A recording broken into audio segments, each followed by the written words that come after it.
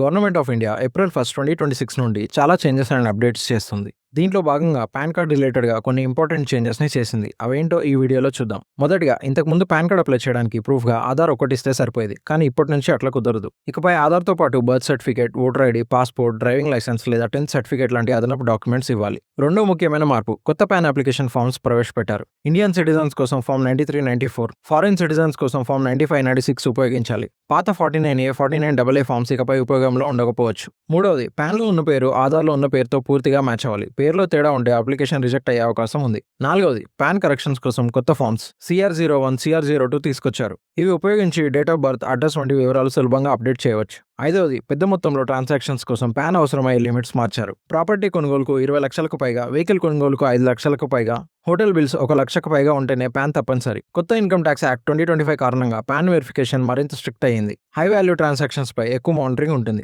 చివరగా ఇకపై అనవసరమైన ట్రాన్సాక్షన్స్ చేసేటప్పుడు గుర్తుంచుకోండి, చిన్న నిర్లక్ష్యం పెద్ద సమస్యగా మారచ్చు. కాబట్టి పాన్ రూల్స్ ను తప్పకుండా పాటించండి. ఈ వీడియో యూస్ఫుల్ అనిపిస్తే లైక్ చేసి షేర్ చేయండి. ఇలాంటి మరిన్ని వీడియోస్ కోసం ద స్టోరీ అరౌండ్ ఛానల్ ని ఫాలో చేయండి.